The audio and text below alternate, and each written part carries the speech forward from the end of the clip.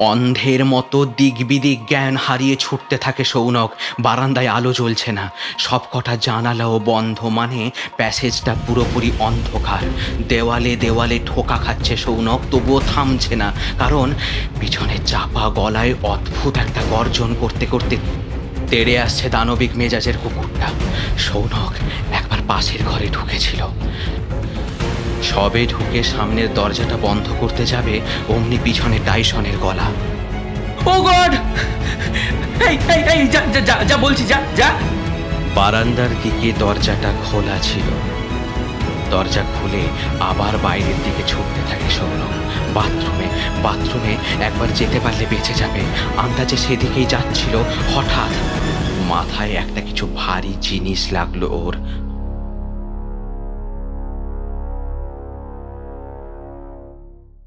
দুটুকরো ঘুম নিঝুম তোরাঙিনায়,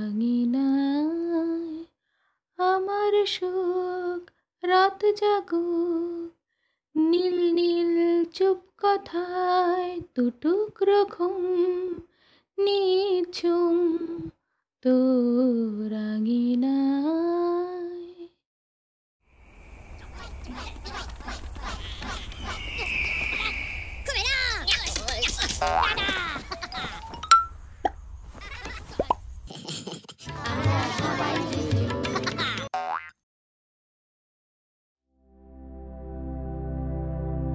আপনারা শুনছেন গপ্প জুজু। এখানে পাবেন বিভিন্ন স্বাদের গল্প। আমাদের গল্পের সম্ভার নিয়ে আমরা হাজির হই প্রতি শুক্রবার ঠিক রাত 8:30টায়। তবে একটা কথা, আপনারা শুনছেন ঠিকই, কিন্তু অনেকেই সাবস্ক্রাইব করছেন না। তাই আবারও অনুরোধ, লাইক, শেয়ার ও সাবস্ক্রাইব করে এগিয়ে যেতে আমাদের সাহায্য করুন। ফেব্রুয়ারি মাস মানেই ভালোবাসার মাস, আর গপ্প জুজু নিয়ে এসেছে ভালোবাসার গল্প। আমাদের আজকের গল্প তিনি তার কলমে কাটাকুটি। গল্পটি প্রাপ্তমনস্কদের জন্য। চলুন তাহলে শুনে নিই। হ্যালো, তুই কোথায় এখন? কতক্ষণে পৌঁছবি? কি আশ্চর্য, ফ্লাইট ল্যান্ডের সময়টা পর্যন্ত তুই বলিসনি। কেন এরকম করিস? আমি কি আর ওয়েট করতে পারি? কতদিন তোকে সামনে থেকে দেখিনি বলতো? কতদিন তোকে আমি টাচ করিনি, শুধু শুধু আমায় অন্ধকারে রেখেছিস। ছাড়, বল কোথায় এখন? জোনাকির বলে যাওয়া একরাশ কথার শেষে উত্তর দেয় সৌনক। আরে বলছি তো, তুই না শুনলে কাকে বলবো? আমি আর 30 মিনিটের মধ্যে ঢুকছি। মানে তুই? খুব একটা দূরে নেই, গাড়িতে আছি। আমি ভাবতে পারছি না, কোথায় এখন? এক্স্যাক্ট কোথায় এখন? ঠিক এই সময় সৌনকের পাশে কারোর গলা শোনা যায়। আমি রাখছি এখন, আসছি আসছি বলেই ফোনটা কেটে দেয় সৌনক। জোনাকি কিন্তু তখনও মোটেও কথা থামানোর মুডে ছিল না। সে পরপর কয়েকবার রিং ব্যাক করে, কিন্তু কল রিসিভ হয় না। দূর, ছেলেটা যে কি করে, কিন্তু শুধু শুধু এমন সাসপেন্স ক্রিয়েট করছেই বা কেন? ও কলকাতায় এসেছে, অথচ এখনো আমার কাছে আসেনি। ঠিক এই সময় টাইসন এসে জোনাকির গায়ে মুখ ঘষতে থাকে। উফ, ড্রেসটা নষ্ট হয়ে যাবে। টাইসন অমন করে না, চলো তোমাকে আমি রেখে দিয়ে আসি। বলে টাইসনকে নিয়ে বেডরুমের বাইরে আসে জোনাকি। বাড়িটা মোটামুটি ফাঁকাই। একতলায় একটা পরিবার ভাড়ায় থাকে ঠিকই, কিন্তু তারা এখন নেই। ওই পরিবারে একটা বাচ্চা আছে, তার মা একটা স্কুলে চাকরি করে। দুইজনেরই এখন গরমের ছুটি পড়ায় ওরা কোথাও যেন বেড়াতে গেছে। জোনাকিকে এমনিতেই খুব একটা পছন্দ করে না অনেকেই, আর তাদের মধ্যে ওরাও পড়ে। ওই পরিবারের কর্তা মানে বাচ্চাটার বাবা অবশ্য খুব একটা অপছন্দ করে না জোনাকিকে, কিন্তু ভদ্রলোকের হাবভাব দেখে জোনাকি তাকে একটু এড়িয়ে এড়িয়ে চলে। জোনাকি বসু, অবশ্য আজকাল শর্ট ফর্মে তার নাম হয়ে দাঁড়িয়েছে জেন বোস। এখনকার ফ্যাশন ওয়ার্ল্ডে এই নামটা বেশ পরিচিত, ততটাই যতটা আত্মীয় মহলে বদনাম হয়েছে জোনাকি। তার দোষ এই যে সে সায়েন্সের স্টুডেন্ট হয়েও মেডিকেল বা ইঞ্জিনিয়ারিং লাইনে পড়াশোনা না করে ফ্যাশন ডিজাইন নিয়ে সিরিয়াসলি ভেবেছে। সে সাজতে ভালোবাসে, সঙ্গে সাজাতেও। এর জন্য অনেক দাম দিতে হয়েছে তাকে। অবশ্য তার কারণে জীবনে এক এক করে কাছের দূরের অনেকগুলো মুখ সরে গেলেও একটা হাত জোনাকি, সে সব জোনাকি, সময় তার হাতের পাশে এসব কি পেয়েছে। শুনছি? সৌনক সেন।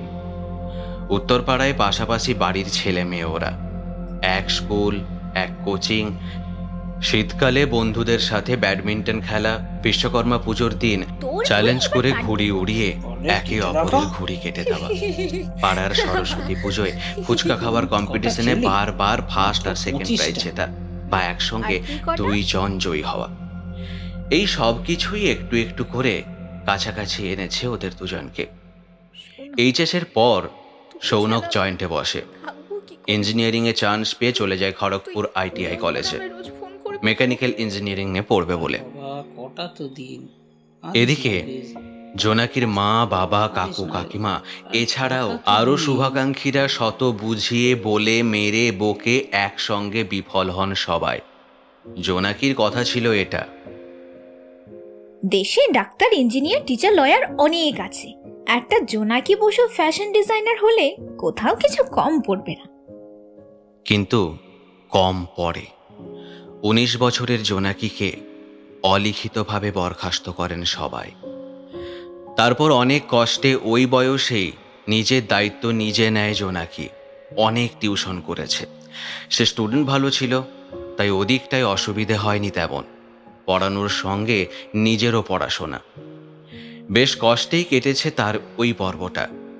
ভালো একটা ইনস্টিটিউট থেকে কোর্স কমপ্লিট করার পর ধীরে ধীরে দিন ফিরতে থাকে ওর।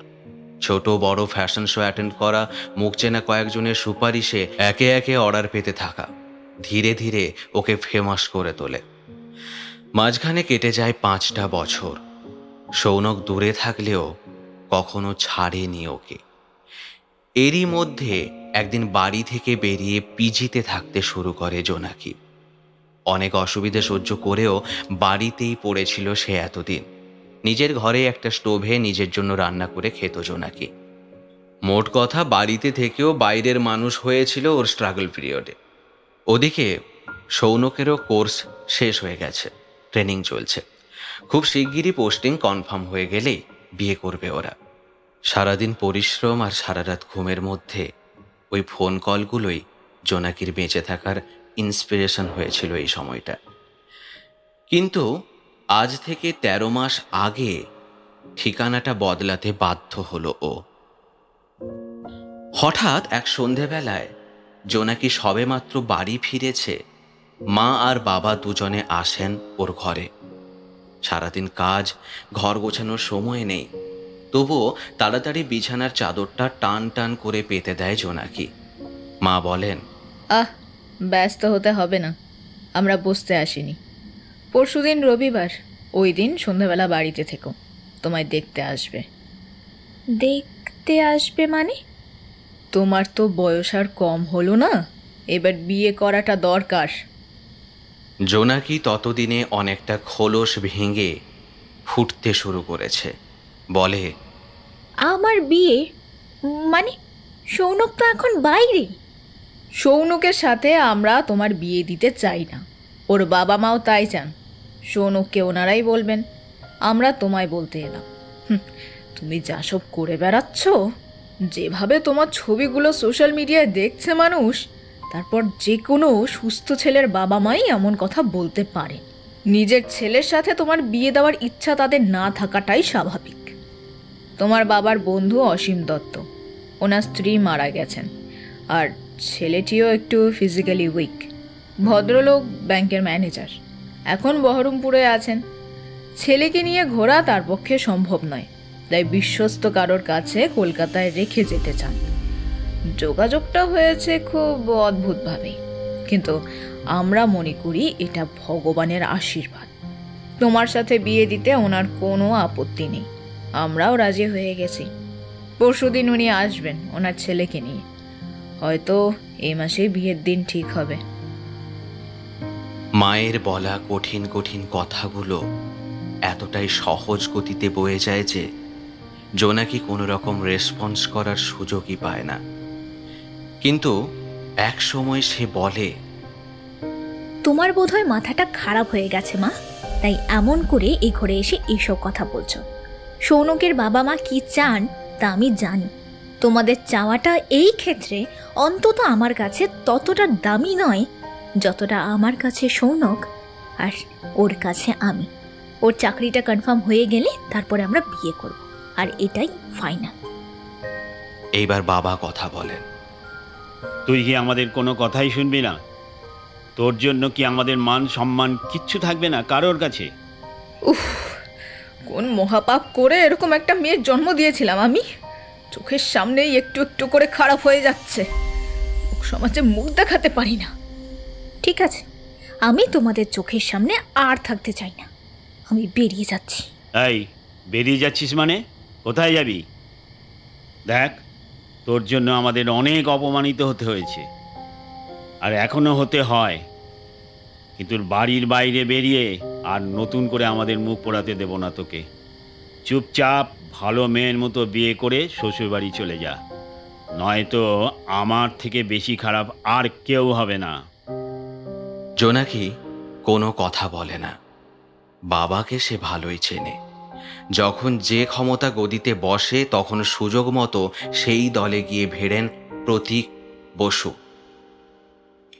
বর্তমানে লোকাল কাউন্সিলরের খুব কাছের ব্যক্তি এই মানুষটি। আর সবচেয়ে বড় কথা, এমনিতেই ঠান্ডা মানুষ হলেও রেগে গেলে লোকটা পারে না এমন কাজ নেই। জোনাকি চোখে ভেসে ওঠে ছেলেবেলার এক ঝলক। তখন ওরা মেঝেতে বসে খেত। সেই দিন রবিবার ছিল। মাংস ভাত খাচ্ছে সবাই। ও, মা, বাবা, আর ওদের থেকে একটু দূরে বসে আছে, নাম মনে নেই, তবে পাড়ারই একটা কুকুর। কুকুরটা রাস্তার হলেও ওদের বাড়িতেই থাকতো বেশিরভাগ সময়। বন্ধুদের যখন পাওয়া যেত না, পড়তে পড়তে মাথাটা যখন ব্লক হয়ে যেত, তখন ও ওর সঙ্গেই খেলতো। কখনো বল নিয়ে, কখনো বা অন্য কিছু। বারান্দায় এক কোণে গুটিসুটি মেরে বসে থাকতো কুকুরটা। খুব বন্ধু হয়ে গিয়েছিল জোনাকির। জোনাকি ওকে খেতে দিত। সেই লোভেই দুপুরবেলা আসতো বিশেষ করে। রবিবার দিন হলে তো আর কথাই নেই। মাংসের গন্ধ পেয়ে সেই দিন আর বাড়ির ত্রিসীমানা ছেড়েই যেত না। প্রতীক বিরক্ত হচ্ছিলেন কয়েকদিন থেকেই। কুকুরটা একটু দূরে বসে বসে সমানে দেখছে ওদের পাতের দিকে, জোনাকির দিকে, আর কুঁই কুঁই আওয়াজ করছে। জোনাকি কয়েকবার বলেছে, আমার খাওয়া হবে তারপর তো দেব, এত দুষ্টুমি করে নাকি?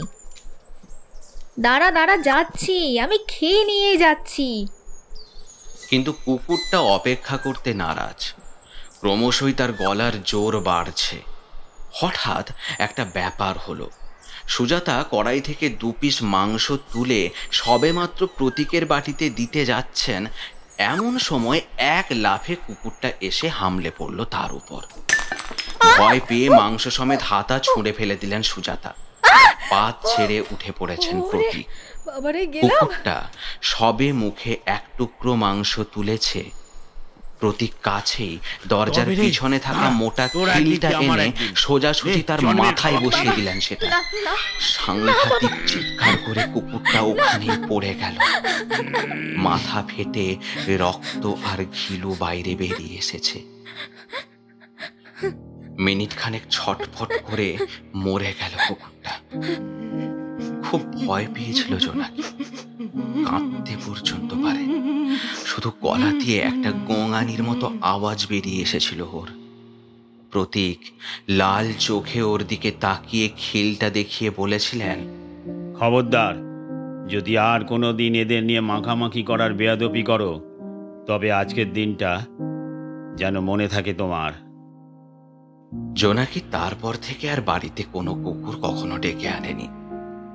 ওদের তার ভালো লাগে, সে ভালোবাসে ওদের, ওদের সাথে খেলতে ভালোবাসে, ওদের খাওয়াতে ভালোবাসে।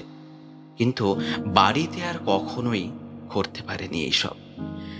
বাইরে ওর সব স্বাদ ও মিটিয়েছে নিজের মতো করে। ততদিন যতদিন সে ছোট ছিল।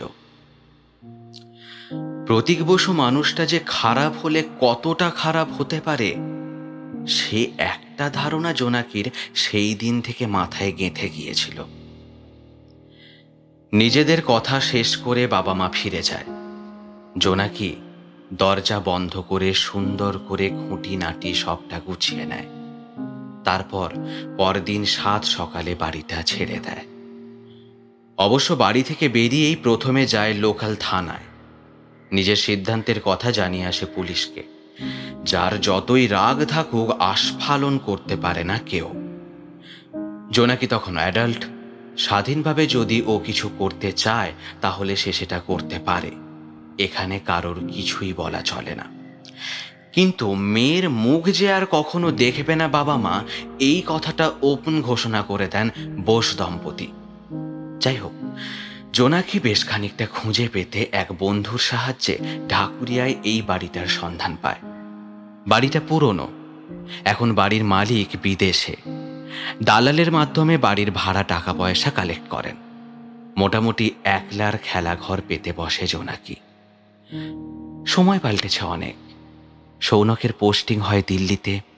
প্রথম বছরটায় ভীষণ প্রেসার ছিল ওর। অনেক চেষ্টা করে 6 মাসে আগে কলকাতায় এসে 2 দিনের বেশি থাকতে পারেনি।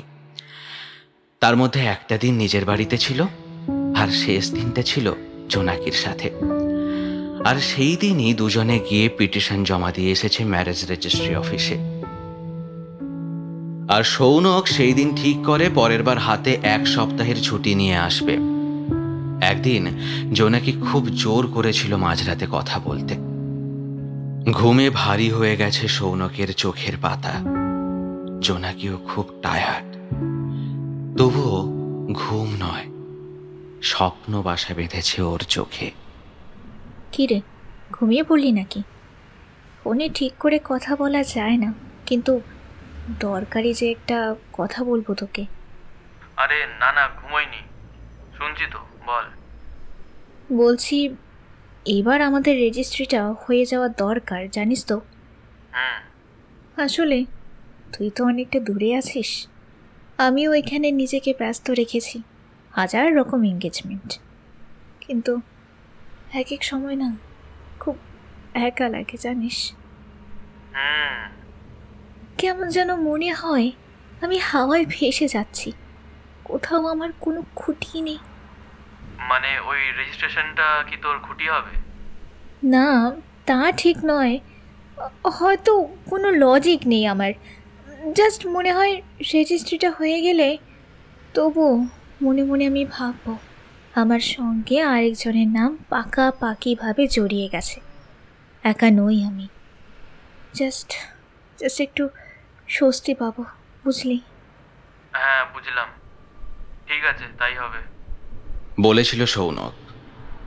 এদিক থেকে যত রকম ব্যবস্থা করে রাখা সম্ভব সবটা জোনাকিই করেছে। এবার শুধু সৌনকের আশার অপেক্ষা। কিন্তু এই আশাটা নিয়েই একটা ধোঁয়াশা তৈরি হয়েছে। আজকাল সৌনক বড্ড বেশি ফর্মাল হয়ে গেছে যেন। হ্যাঁ, এখনো অনলাইনে টেক কেয়ার করে। রোজ রাতেই এখন যখন দুজনে 2 শহরে ক্লান্ত শরীরে একলা বিছানায় ঘুমিয়ে পড়তে যায় তখন। Okay bye, good night and love you so much. এই কথাগুলো উচ্চারণ হয় দুটো জিভের অভ্যেসে। তখন একটা জীব যেন যন্ত্রের মতো বাধ্য হয়ে কাজ করে। সেই রোমান্টিসিজমটা, সেই অ্যাট্রাকশনটা, সেই অপেক্ষার ভিতরে আকাঙ্ক্ষা জাগিয়ে তোলা সিরিজটা যেন কোথাও একটা মিসিং মনে হয় জোনাকির কানে। Love you sweetheart. এইসব কথা বলবার সময় আজকাল সৌনক ঠিক সেভাবে যেন আর বলে না। কোথাও একটা কি যেন মিসিং। জোনাকি প্রশ্ন করেছিল, আচ্ছা সৌনক, কিছু কি হয়েছে? আই মিন, কোনো প্রবলেম হয়েছে কি? একটু সতর্ক হয়ে সৌনক বলে, না তো, কেন বলছিস? কথা হারিয়ে যায় জোনাকির। কি বলবে সে? সুর কেটে যাওয়া সন্দেহটা তার মনে থাকতে পারে, কিন্তু মুখে বলার মতো কোনো কারণ তখনও জন্মায়নি। তাই সে কেটে কেটে বলে, না মানে মনে হলো তাই। তুই কি কিছু বলতে চাস আমায়, কিন্তু বলতে পারছিস না? এবার সৌনক গলাটা একটু ভারী করে বলে, শোন, একটা কথা আছে, কিন্তু সেটা দূর থেকে বলা যাবে না, কাছে গিয়ে বলবো, তাহলে তুই ঠিক মতো বুঝতে পারবি। কাছে আসবি? আয় না, কতদিন তোকে কাছে পাইনি বলতো, কবে আসবি? আবেগে ভেসে যায় জোনাকি। আসবো খুব তাড়াতাড়ি। বলে তারপর এই আজকে আসার ব্যাপারটা ঠিক হয়। কিন্তু কখন আসবে? বলল যে 8 ঘন্টায় পৌঁছবে। টাইসনকে খেতে দেওয়ার সময় হয়ে গেল। জোনাকি যতই ব্যস্ত থাকুক, সে বাড়িতে থাকলে এই কাজটা নিজের হাতে করবেই। মনের মধ্যে দোলাচল নিয়ে রাত 9টা বাজতে না বাজতেই টাইসনকে বলে, এসো টাইসন, খেয়ে নাও। টাইসন বাধ্য ছেলের মতো খেয়ে নিল। গুড বয়, এবার যাও টয়লেট করে এসো, তারপর শুয়ে পড়বে, কেমন? জোনাকির তাকানো, কথা বলা, এমনকি ওর মাঝে মাঝে মনে হয় ওর চিন্তা ভাবনাগুলো পর্যন্ত টাইসন বুঝতে পারে। এতখানি বন্ডিং 25 বছরের জীবনে ওর কারোর সাথেই হয়নি। জোনাকির মনে হয় হয়তো সৌনকের সাথেও নয়। কিন্তু মুশকিল হলো, সৌনক আবার টাইসনকে সহ্য করতে পারে না। শুধু টাইসন কেন, এই প্রজাতিটাকেই ও দূরে রাখতে চায় নিজের থেকে। ভীষণ ভীষণ ভয় পায় কুকুরকে সৌনক। এই একটা ব্যাপারে দুজনের মেলে না। বাড়ি ছেড়ে বাইরে আসার পর মোটামুটি একটু গুছিয়ে নিয়ে টাইসনকে কাছে এনেছে জোনাকি। সৌনকের আপত্তি ছিল। জোনাকি বলেছিল, আমি এখানে একা থাকি, ওকে সঙ্গে রাখাটা খুব দরকার, আর ও তো ট্রেন্ড, ভয়ের কিছু নেই। সৌনক ভাঙে তবু মচকায় না, বলে, মোটেও আমি ভয় পাচ্ছি না, আসলে আমার কুকুরের প্রতি একটা প্যালপিটেশন আছে। সেটা অবশ্য জোনাকিরও জানা। ছোটবেলায় কোনো এক রিলেটিভের বাড়ি গিয়ে এক জাঁদরেল স্প্যানিয়েলের পাল্লায় পড়েছিল সৌনক। সেই কুকুরটাও ট্রেন্ড ছিল, কিন্তু সৌনককে একেবারেই নাস্তানাবুদ করে ছেড়েছিল সেইবার। পরে জানা গিয়েছিল কুকুরটার মাথা খারাপ হয়ে গিয়েছিল। সেই আতঙ্কটাই সৌনককে কুকুর বিরোধী করে তুলেছে। টাইসন বাড়িতে আসার পর একদিনের জন্য এসেছিল সৌনক, কিন্তু জোনাকি সাবধান হয়েছিল। টাইসনকে ওই পাশের ছোট ঘরটাই বন্ধ করে রেখেছিল পুরো দিনটা, কারণ সেই রাতে আর জায়গা ছিল না ওর বিছানায়। এবারও সেই ব্যবস্থাই হবে। এসো এবার শুয়ে পড়ো, ঘুমিয়ে পড়ো টাইসন। বলে টাইসনের বিছানায় শুইয়ে দেয় তাকে। তারপর তার মাথায় হাত বোলাতে বোলাতে জোনাকি বলে, ভালো হয়ে থাকবে, আমাদের বাড়িতে আজকে গেস্ট আসবে, তাকে তুমি একটুও বদার করবে না, আমি জানি আমার টাইসন গুড বয়।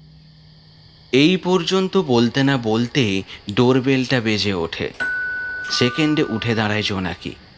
টাইসনও উঠেছিল। শুয়ে পড়ো, বললাম না, don't disturb Tyson, good night. বলে তাড়াতাড়ি বেরিয়ে দরজাটা টেনে দৌড়ে গিয়ে বাইরের দরজা খুলে দেয় সে।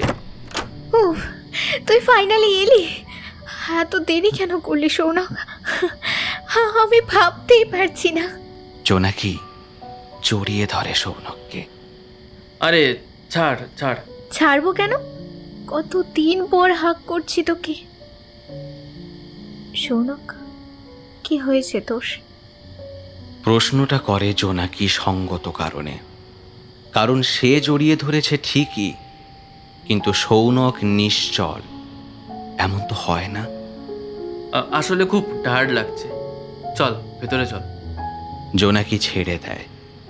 ভিতরে আসে দুজন। সোজা বেডরুমে নিয়ে আসে জোনাকি ওকে। ও ভেবেছিল সৌনক হয়তো খুব সারপ্রাইজড হবে, কিন্তু সে কিছুই না বলায় সারপ্রাইজড হয় জোনাকি নিজেই। তোর পছন্দ হয়নি? না মানে ভালো হয়েছে, তোর ডেকোরেশন সবসময় ভালোই হয়। খুব ঠান্ডা গলায় কথাগুলো বলে সৌনক। ঘরটাকে আজ সেই সকাল থেকে সুন্দর করে সাজিয়েছে জোনাকি। সে নিজেও সেজেছে সুন্দর করে। ফ্লাওয়ার ভাসগুলোয় সতেজ সূর্যমুখী রেখেছে। সৌনকের প্রিয় ফুল। ওর পছন্দের রুম ফ্রেশনার দিয়ে সুগন্ধ ছড়িয়ে রেখেছে ঘরের আবহাওয়ায়। নিজের ডিজাইন করা একটা ওয়ান পিস পরেছে জোনাকি। লাইট কালারের লিপস্টিক লাগিয়েছে ঠোঁটে। ওর মাথার চুল বেশি বড় নয়, খুলে রেখেছে সেটা। গর্জিয়াস দেখাচ্ছে তাকে। হালকা দুলছে ফ্যানের হাওয়ায় সেটা। হাসলে গালে টোল পড়ে ওর। ফর্সা ত্বকে একটা অকৃত্রিম লালচে রং আছে ওর। তার ওপর প্রিয় কাছে আসার উত্তেজনায় একটু বেশি রঙিন দেখাচ্ছে ওকে। হ্যান্ডসাম, টল, স্মার্ট, অ্যাট্রাক্টিভ পার্সন সৌনক। ধবধবে ফর্সা নয়, চিকন কালো গায়ের রং, কিন্তু খুব সুন্দর। চল তুই ফ্রেশ হয়ে আয়, আমি ডিনার রেডি করছি। সৌনক ফ্রেশ হতে চলে যায়। সৌনকের পছন্দের রান্না করে রেখেছে জোনাকি। এবার সেগুলোই গরম করে নিয়ে আসে। এর আগে অনেকবার ওরা অনেক রাতে একসাথে খেতে বসেছে। সব সময় যে বাইরে গেছে এমন নয়। যেহেতু ওদের ব্যাপারটা দুটো বাড়ি থেকেই সবাই জানতো, তাই দুজন দুজনের বাড়িতেই ডিনার করেছে অবলীলায়। ঘরের আলো নিভিয়ে দিয়ে মোমবাতি জ্বালিয়ে টেবিল সাজিয়েছে জোনাকি। এটা আমাদের ক্যান্ডেল লাইট ডিনার। উজ্জ্বল আলো নয়, আবার কুচকুচে অন্ধকারও নয়। দুটোর মাঝামাঝি একটু বোঝাপড়া থাকবে, আর তার মধ্যে আমরা দুজন। এসব খুব ভালো লাগে জোনাকির। সৌনকেরও লাগতো, কিন্তু আজ সবটাই খুব ঠান্ডা। রান্না কেমন হয়েছে সৌনক? ভালো। তুই পাকা রাঁধুনি হয়ে গেছিস। ডিনারের শেষে হুইস্কি ঢালে জোনাকি। সৌনক গ্লাসটা ঠেকায় যেন এমনভাবেই, জোনাকির মনে হয় ওর সাথে চিয়ার্স করতেও ইচ্ছে হচ্ছে না সৌনকের। হোয়াটস রং উইথ ইউ? কি হয়েছে? তোকে এত অন্যরকম কেন লাগছে? কত দিন পর তুই এলি বলতো? আচ্ছা, তুই আমার ফ্লাইটের সময়টা কেন বললি না? এতক্ষণ ওয়েট করলি কেন? আর আমি যদি তোকে আনতে যেতাম তাহলে কি অসুবিধা হতো? গ্লাস শেষ করে টেবিলে নামিয়ে রাখে সৌনক। উঠে দাঁড়ায়, বলে, টায়ার্ড লাগছে, ঘুম পাচ্ছে, শুতে যাচ্ছি আমি। সৌনক বিছানাতে গা এলিয়ে দিল। মিনিট খানেক পর জোনাকিও এসে তার পাশে শুয়ে পড়ে। এখন ঘর অন্ধকার, তবে তারই মধ্যে নাইট ল্যাম্প জ্বলছে। হালকা স্বপ্নাভ গোলাপি আলোয় ছুঁয়ে আছে সৌনকের সারা শরীর। সৌনক, ঘুমিয়ে পড়েছিস নাকি? মে মাসের গরম এখন। সৌনকের গাটা খুব ঠান্ডা। জোনাকি ওকে জড়িয়ে ধরে আবার। বুকের ওপর নিজের মাথাটা নামিয়ে দেয় ও। সৌনক, কি রে বল? আরে কি বলবো? সত্যি বলতে এরকম সময় বলার তো কিছু থাকে না, সেটা সৌনকও জানে। কিন্তু তখন তার ইন্টারেস্ট নেই। মোটামুটি কাত হয়ে একটা হাত রাখে জোনাকির ওপর। ওর গরম নিঃশ্বাস জোনাকির কপালে লাগছে। জোনাকি চুপি চুপি বলে, আমরা কাল সকালে যাচ্ছি তো। কোথায়? ম্যারেজ রেজিস্ট্রি অফিসে। এছাড়া কিছু শপিং করারও তো আছে। কাল আমি কোনো কাজ রাখিনি। দুপুরে গোল পার্কে সেই রেস্টুরেন্টে লাঞ্চ করব, কেমন? কতদিন ওখানে তোর সঙ্গে যাই না। জানিস, ওই দিন পরার জন্য আমি নিজে একটা লেহেঙ্গা বানিয়েছি, আর তোর জন্য একটা শেরওয়ানিও। জোনাকি, আমার তোকে কিছু বলার আছে। বল না, আমি তো শুনতেই চাই। বল বল। শোন না, আমি ব্যাপারটা করতে পারবো না। মানে? মানে রেজিস্ট্রি। তোর সাথে রেজিস্ট্রির কথাটা বলছি। মানে? একটু শক্ত হয়ে সৌনকের থেকে আলাদা হওয়ার চেষ্টা করে বলে জোনাকি, কি কি বলতে চাস? খোলাখুলি বলতো। সৌনক আন্দাজে হাত নামিয়ে জোনাকির একটা হাত চেপে ধরে। ছেলেটা একটু একটু কাঁপছে, ওর হাতে ঘাম হচ্ছে। নার্ভাস নাকি সৌনক? ডান হাতে জোনাকিকে ধরে থেকে বাম হাতে বালিশের পাশ থেকে মোবাইলটা তুলে নেয় সৌনক। তারপর স্ক্রিনে কিছু একটা ভাসিয়ে দেখায় জোনাকিকে। একটা মেয়ে। এটা কে? এর নাম অদ্রিজা, আমার আমার এক কলিগের ওয়াইফ। আসলে আমরা বেশ কিছুদিন হলো দিল্লিতে একসাথে থাকি। হোয়াট? জোনাকি হাত ছাড়িয়ে ছিটকে সরে যায় পিছনে। প্লিজ প্লিজ রাগ করিস না, একটু বোঝার চেষ্টা কর। 4 বছর আগে অদ্রিজা বাবা মা এমনকি ছোট বাচ্চাটাকেও পর্যন্ত হারিয়েছে কোভিডে। আর লাস্ট 5 মাস আগে মানে আমার কলিগ একটা কার অ্যাক্সিডেন্টে, হি ইজ নো মোর। জানিস, খুব ভেঙে পড়েছিল অদ্রিজা, মেন্টালি ডিসব্যালেন্সড হয়ে গেছিল, সুইসাইড অ্যাটেম্প করেছে বারবার। তবে ওখানে সবাই খুব ফর্মাল, জানিস তো। সেম ফ্লোরে থাকতাম আমি, নিজের চোখে দেখেছি অদ্রিজার কষ্টটা। ওরা দুজনেই কলকাতার, ওদের কেউ নেই। তখন আমাকেই মানে আমি টেক কেয়ার করি ওর। মেয়েটা খুব ভালো, জানিস, খুব ভালোবাসে আমায়, ওর খুব দরকার আমাকে। আমরা বেশ কিছু মাস, প্রায় 4 মাস হলো আমরা লিভিংয়ে আছি। আমি ওকে ছাড়তে পারবো না। You know what, she is pregnant. Actually আমি একা আসিনি এইবার, অদ্রিজার বাবার বাড়ি হচ্ছে সোদপুরে। ওকে ওখানে রেখে এসে তবে এলাম এখানে আমি মানে আমরা গতকাল এসেছি ইভিনিংয়ের ফ্লাইটে, আমি আর অদ্রিজা। বাঁ হাতে ধরে থাকা দামি সেটটা সৌনকের কাছ থেকে কেড়ে নিয়ে অদ্রিজার ছবি সমেত জিনিসটা ছুঁড়ে ফেলে দেয় মাটিতে। Damn it!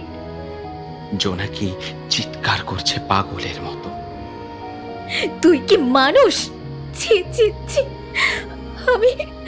আমি ভাবতে পারছি না সৌনক, তুই আমার সাথে এটা? তুই কি মানুষ? Please cool down. জোনাকি দেখ, তোর তো অনেক কিছু আছে, বল। তোর একটা নিজস্ব জগৎ আছে, তুই এমনিতেই এতটা দূর অবধি চলে এসেছিস। বাকিটা চেষ্টা করলে আরো কত বড় হতে পারবি। তোর অনেক আছে, কিন্তু ওর কিছুই নেই রে। ওর শুধু আমি ভাবতে পারছি না সৌনক, তুই আমার সাথে এটা। চুপ, একদম চুপ। একটার পর একটা ফটাফট সৌনকের গালে চড় বসিয়ে দেয় জোনাকির হাত। তারপর নেমে যা, নেমে যা তুই। তোর সাথে এক বিছানায়, ও গড, ঘেন্না করছে আমার। I hate you. বলে ধাক্কা মেরে বিছানা থেকে নামিয়ে দেয় সৌনককে। Okay fine, no problem. আজকের রাতটা একটু সহ্য কর, আমি কাল সকালেই বেরিয়ে যাব। এমনিতেও অদ্রিজা একা, ফোনে ওকে কানেক্ট করতে পারবো না। আর একটা কথা, কাল রেজিস্ট্রি অফিসে যাব আমাদের পিটিশনটা উইথড্র করতে। তুই একটু হেল্প করবি please? Good night, and I am really sorry তোকে এতটা দেরি করে সবটা বললাম বলে। You bastard. জোনাকি হাউ হাউ করে কাঁদছে। সৌনক সেদিকে তাকালো না। বিছানার এক পাশে একটা ভীষণ পুরনো শক্ত বিচ্ছিরি সোফা ছিল। গোড়া থেকেই ঘরের এক কোণে পড়ে আছে ওটা। জোনাকি ব্যবহার করে না।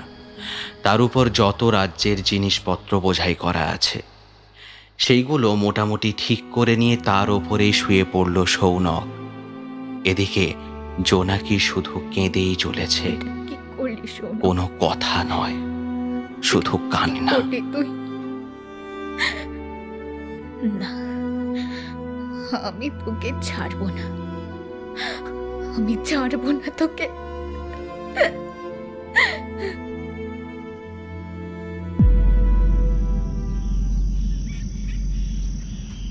কি মা, ওই বাড়িতে পুলিশ এসছে, পুলিশ রে। এ মা, সে কি? কেন? কি করে হলো বাবা? ঘড়িতে সময় ভোর 5:30। কি বাবা, কি জানি। দোতলা বাড়িটা লোকে লোকারণ্য। গোটা পাড়া উঠে এসেছে বাড়িটার চৌহদ্দিতে। ছি ছি ছি, কি অনাসৃষ্টি কাণ্ড! এই বয়সে এমন অকালে চলে গেল ছেলেটা। কিন্তু ছেলেটা কে? কি করে জানবো? এ বাড়ির কোনো ভাড়াটের কাছে এসেছিল বোধহয়। একতলায় ওই দত্তবাবু থাকেন, তার স্ত্রী আর মেয়ে সবাইকে নিয়ে তো দীঘা না পুরী কোথায় যেন বেড়াতে গেছেন। বাড়িতে এখন আছে বলতে ওই দোতলার মেয়েটা। দেখো, তার কাছেই বোধহয় এসেছিল। মেয়েটা তো আর যেমন তেমন নয়। এই তো আমার নাতনি সেদিন ইনস্টাগ্রামে ছবি দেখাচ্ছিল, এই সেই দিন। ও মেয়ে নাকি সব নায়িকাদের পোশাক তৈরি করে, আজকালকার হাল ফ্যাশনের জামা কাপড় কেমন তো তা জানোই। কিন্তু এখানে তো ভদ্রসভ্যভাবেই থাকি। কিন্তু বাইরে যে কি কি করে বেড়ায় তা তো আর আমরা জানি না। ওই তো আমি ছবিতে দেখছিলাম, নিজেও যে জামাটা পরেছিল, কি আর বলবো, দেখলেও লজ্জা করে। হ্যাঁ ঠিকই, ওর কাছেই এসেছিল বোধহয়। কিন্তু মরলো কেন? কেন আর কে বলবে, গন্ডগোল মনে হয়, হিসেব নিয়ে গন্ডগোল হয়েছিল হয়তো। এদের আবার কোনো নীতি জ্ঞান আছে নাকি? পাড়ার ঠাকুমা, কাকিমা, দাদা, বৌদি যে যেখানে ছিলেন সবাই এসে জোনাকিকে উদ্ধার করেছেন নিজের মতো। বালিগঞ্জ থানার এসআই দারুণ তৎপর লোক। বয়স 40-এর কোঠায় হলেও 22-এর মতো পরিশ্রম করতে পারেন। খবর পাওয়া মাত্রই ছুটে এসেছেন ঘটনাস্থলে। বডিটা একেবারে থেঁতলে গিয়েছে, 3 তলার ছাদ থেকে পড়েছে। বিশেষত যেখানে পড়েছে সেই জায়গায় কিছু স্টোন চিপস রাখা ছিল।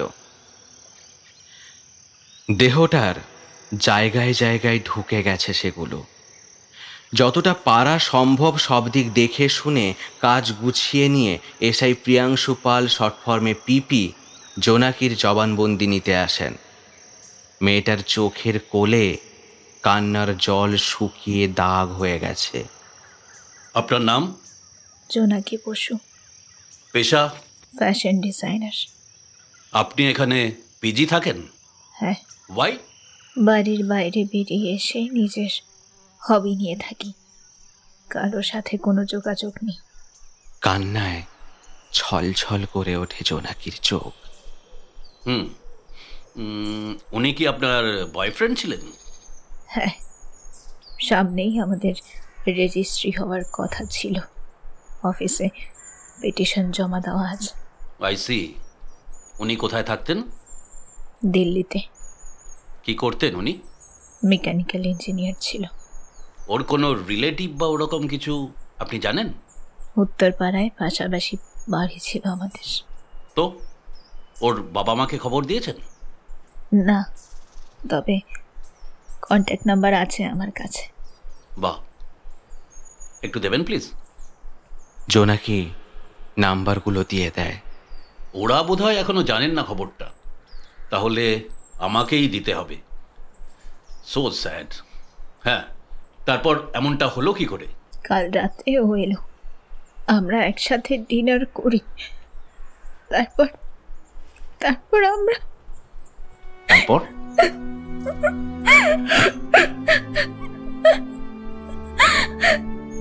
ঘুমিয়ে পড়ি। Please don't mind. আপনারা কি, মানে আমি জানতে চাইছি। হ্যাঁ, আমরা একসাথে শুয়েছি। কিন্তু তাহলে তো আপনার টের পাওয়া উচিত। আসলে মাঝরাত অবধি জেগেছিলাম আমরা, তারপর ঘুমিয়ে পড়েছি। সারাদিন পর ঘুমিয়েছিলাম, তাই খুব গভীর ঘুম হয়েছিল, কিচ্ছু বুঝতে পারিনি। আপনার কি মনে হয় সৌনক বাবু আত্মহত্যা করতে পারে? জানি না। ওনার কোনো স্ট্রেস ছিল কি? জানি না। জানেন না মানে? আপনাদের একটা অ্যাফেয়ার চলছিল, আপনারা শিগগিরই বিয়ে করতে যাচ্ছিলেন, আর ওর তেমন কোনো খবর যদি থেকে থাকে সেটা আপনি জানবেন না? অফিসার, এখন আমাদের সম্পর্কটা ডিজিটাল ফর্মে চলছিল। 6 মাস পর সৌনক কলকাতায় এসেছে। প্রতিদিন কথা হতো ঠিকই, কিন্তু ততটাই আমি জানতাম যতটা ও আমায় জানাতো। এর বাইরে আমি আর কি করে জানবো? প্রফেশন নিয়ে কথাবার্তা আমরা নিজেদের মধ্যে বলাবলি করতাম না, কারণ দুজনেরই প্রফেশন আলাদা। দুজনেরই প্রফেশনাল লাইফে স্ট্রেস আছে, সেটা থাকবেই। আমরা যখন কথা বলি বা দেখা করি তখন আমরা শুধু আমাদের কথাই বলি, বাদ বাকি সব হেডেক সরিয়ে রাখি দূরে।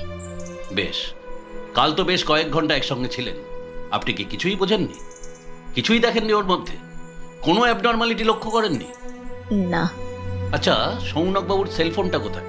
ভেঙে গেছে। সে কি করে? আমি ভেঙে ফেলেছি ওটা। কিন্তু কেন? আসলে কাল অনেক দিন পর আমরা একসাথে, আর সৌনক ফোনটা নিয়ে ব্যস্ত ছিল সোশ্যাল মিডিয়ায়। অনেকবার বলেছিলাম, শোনেনি, তাই হাত থেকে ফোনটা কেড়ে নিয়ে ফেলে দিয়েছিলাম আমি। কথাটা অফিসার শুনলেন, কিন্তু মানলেন কিনা বুঝতে পারল না জোনাকি। আপনি কখন জানতে পারলেন? তখন 3:30 বাজে। দারুণ চেঁচামেচি হচ্ছে বাইরে, আর ডোরবেল বাজাচ্ছে কেউ। আর টাইসন কি? টাইসন আমার ডগ। এখানে আমি একা থাকি, তাই সঙ্গে কুকুর রেখেছি। আচ্ছা, টাইসন কি? টাইসন এসে আমায় জাগানোর চেষ্টা করে। আমি উঠে পড়ি, ওকে জিজ্ঞেস করি কি হয়েছে টাইসন। ও আমাকে বাইরে নিয়ে যায়। বাইরে আসি, বেল বাজছে তখনও। দরজাটা খুলি আগে, আর তারপরে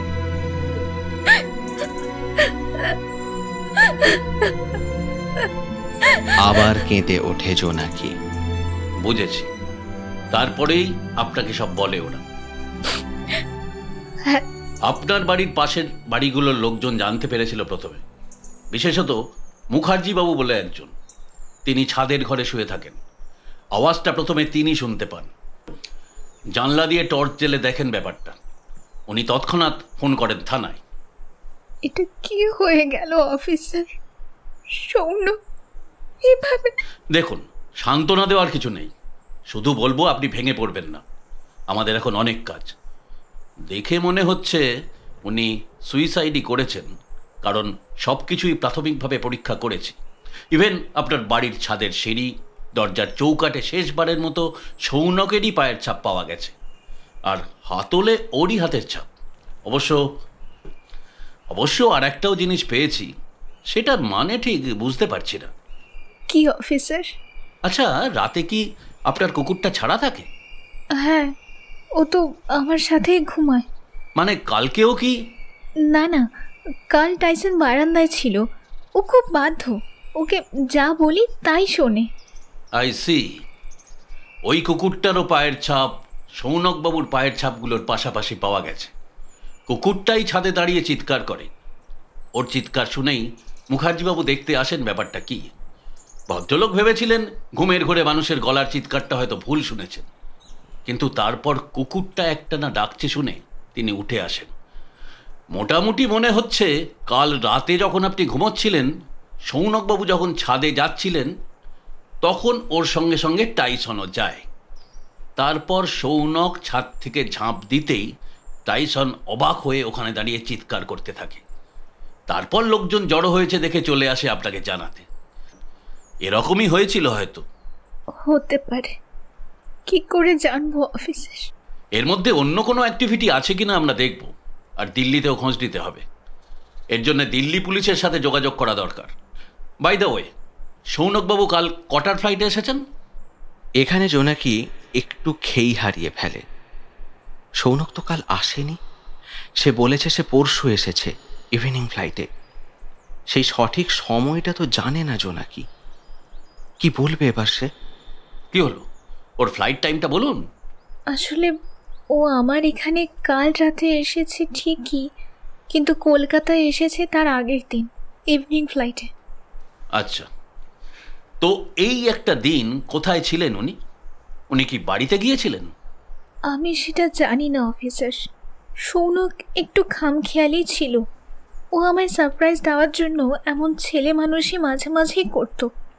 আগের দিন এসে ও হয়তো আমাদের রেজিস্ট্রির দিন কিছু সারপ্রাইজ দেবে ভেবে অ্যারেঞ্জমেন্ট করছিল। আমি জানি না, আমায় কিছু বলেনি। শুধু এটাই বলেছে ও পরশু এসেছে, তাই সঠিক সময়টাও জানি না। সমস্যা নেই, আমি চেক করে নেব। প্যাসেঞ্জার লিস্টেই তো ওর নামটা পেয়ে যাব। ঠিক আছে, আপনাকে অনেক ধন্যবাদ। অনেক ধন্যবাদ কোঅপারেট করার জন্য। সাবধানে থাকবেন। আমরা বিশেষভাবে তদন্ত করব বিষয়টা নিয়ে। আপাত দৃষ্টিতে সাদামাটা মনে হলেও অনেক সময় অনেক ঘটনায় টুইস্ট পাওয়া যায়, সেটাই খুঁজে দেখব। আজ তবে উঠি। বলেই অফিসার একতলায় নেমে আসেন। সিঁড়ির ল্যান্ডিংয়ের কাছে টাইসনের সাথে দেখা হয় তাঁর।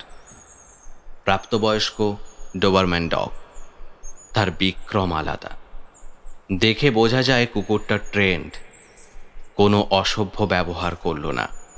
সে একপাশে চুপচাপ বসে আছে, জুলজুল করে দেখছে চারিদিকটা। গটগট করে বাড়িটার ভিতর থেকে বেরিয়ে এলেন এসআই প্রিয়াংশু পাল। এই, তোমাদের সব হয়ে গেছে? Yes sir. চলো এবার তবে যাওয়া যাক। তখনও অনেক লোকের জটলা, সবার চোখে প্রশ্ন। কিছু বুঝলেন অফিসার? কি হয়েছে? ছেলেটাকে কেন এসেছিল এখানে? আপনি? ও নমস্কার, আমি নীলমাধব মুখার্জি, আপনাকে ফোন করেছিলাম। ও আচ্ছা আচ্ছা, হ্যাঁ। ছেলেটির নাম সৌনক সেন। উনি মিস জোনাকি বোসের উডবি, মানে হবু বর। ওনার সাথেই দেখা করতে এসেছিলেন। ও বর? তা এমন করে মরল কেন? দেখুন, দেখে তো মনে হচ্ছে it's a case of suicide. ভিতরে কোনো ব্যাপার আছে কি না সেইটা বডি পোস্টমর্টেম হোক, তারপরে বোঝা যাবে। ওকে, এখন তাহলে আমরা আসি, চলো। বলেই নিজের জিপে উঠে ফোর্স নিয়ে তিনি রওনা দিলেন পাড়াটা ছেড়ে। পিছনে দাঁড়িয়ে থাকা সবার মন প্রশ্নে ভরা। বর যদি হয় তবে সে এমন করে ছাদ থেকে ঝাঁপ দিয়ে মরে কেন? শুধু শুধু কি একটা এমন অল্প বয়সের ছেলে আত্মহত্যা করবে? নিশ্চয়ই কিছু ব্যাপার আছে, কিন্তু সেটা ঠিক কি, এই উত্তরটা কারোর কাছে নেই। মাঝখানে কেটে যায় 5টা দিন। পুলিশ উত্তরপাড়ায় গিয়ে সৌনকের বাড়িতে খবরটা দিয়ে আসে তার বাবাকে। ফোন করে অ্যাড্রেস নিয়ে নিয়েছিলেন এসআই পিপি। এত বড় দুঃসংবাদটা বাড়িতে গিয়েই দেওয়া ভালো মনে করেছিলেন তিনি।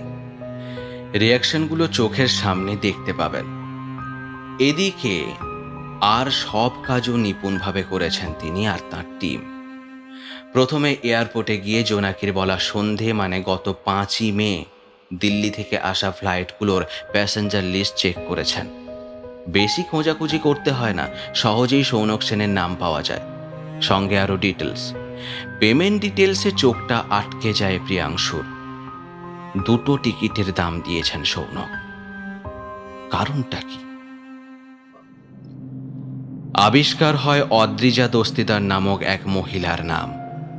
সেখান থেকেই অদ্রিজার কন্ট্যাক্ট নাম্বার কালেক্ট করে তাকে মিট করেন প্রিয়াংশু তার সোদপুরের বাড়িতে। এক্সকিউজ মি, এটা কি অদ্রিজা দস্তিদারের বাড়ি? হ্যাঁ, আমি অদ্রিজা। সুন্দরী ব্যক্তিত্বময়ী মহিলা, দেখেই বোঝা যায় এখন তিনি প্রেগন্যান্ট। হ্যাঁ, আপনার সাথেই কথা বলেছি তাহলে। হ্যাঁ, ভেতরে আসুন। আপনি কবে দিল্লি থেকে এখানে এসেছেন? 5 তারিখ, বুধবার ছিল সেই দিন। ওকে, একা এসেছেন কি? না। অদ্রিজা অফিসারকে বসিয়ে একে একে সব কথা বলে। অদ্রিজার সাথে কথা বলে অবাক হন প্রিয়াংশু। সৌনকের বায়োডাটা তার ততটাই জানা হয়ে যায় যতটা জানা দরকার ছিল এই কেসটার জন্য। দিল্লিতেও খোঁজ নেওয়া হয়। দিল্লি পুলিশের কোঅপারেশনে জানা যায় মেকানিক্যাল ইঞ্জিনিয়ার সৌনক সেন যে ফার্মে ছিলেন সেখানে তার বেশ সুনাম ছিল। তেমন কোনো জটিলতা ছিল না তার কাজের জীবনে, কিন্তু জটিলতা তো ছিল একটা, মানে আছেই। জোনাকি বলেছেন সৌনক তার উডবি, সামনেই তাদের বিয়ে। পারিবারিক খোঁজ খবর নিয়ে অফিসার জানতে পেরেছেন তাদের সম্পর্ক কত দিনের আর কত গভীরে। রেজিস্ট্রি অফিসেও খোঁজ করেছেন তিনি।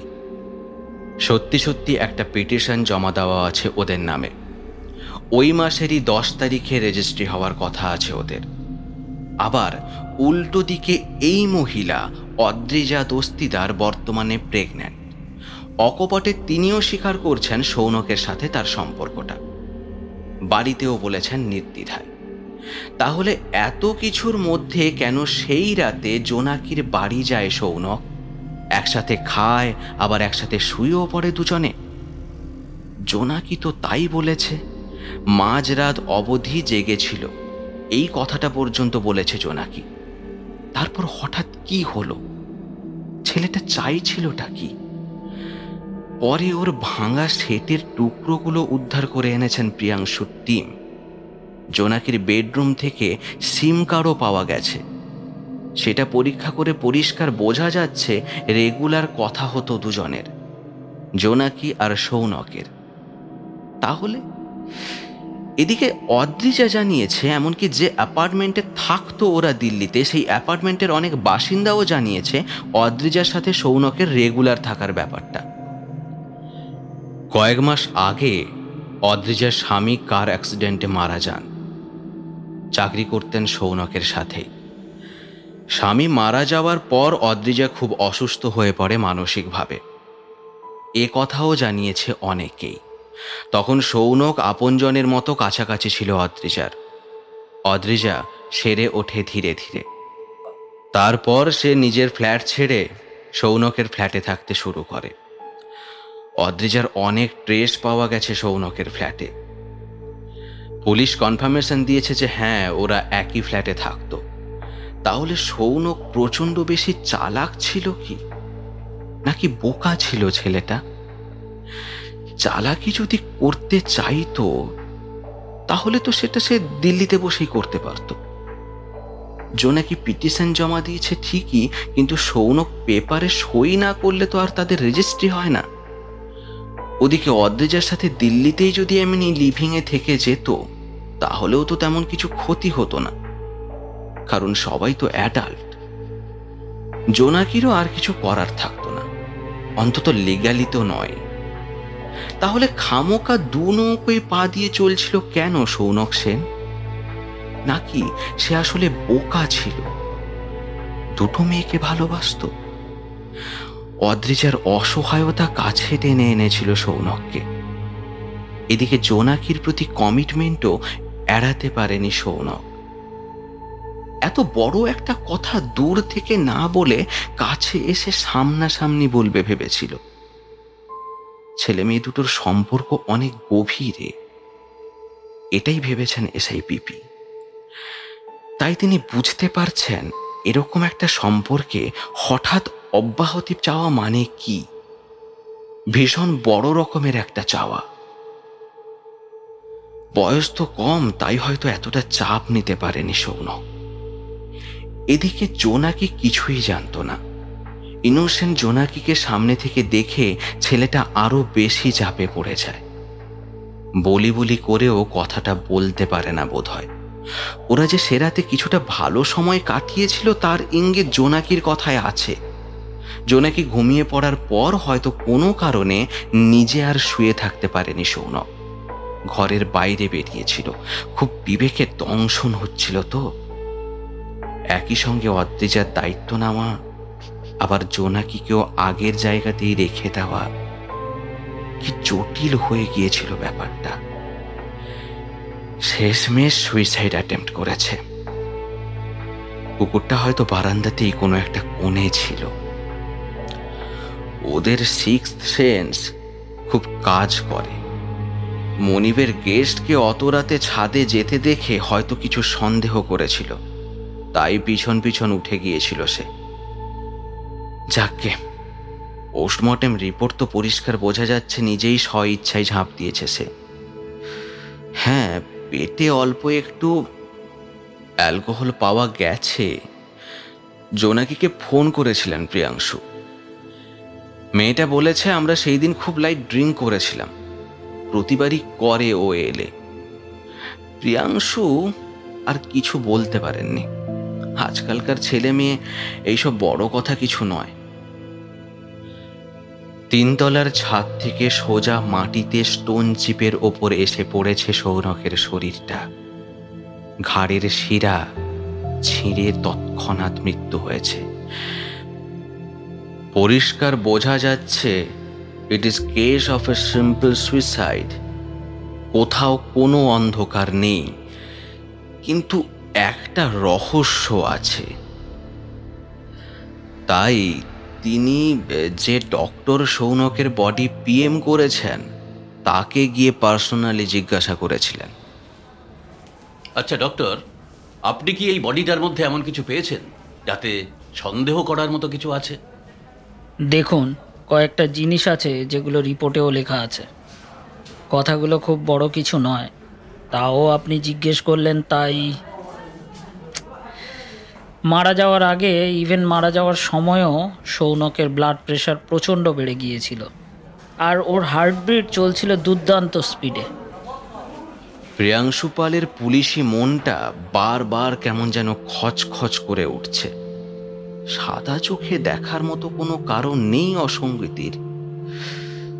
আরে উত্তেজনাটা তো থাকবেই। ঠান্ডা মাথায় আর যাই হোক মানুষ আত্মহত্যা করতে পারে না কখনোই। তাই প্রেশার ও হার্টবিট বেড়ে গিয়েছিল। অতএব খচখচ করা মনটার মাথায় বালিশ দিয়ে তাকে ঘুম পাড়িয়ে রাখলেন পিপি।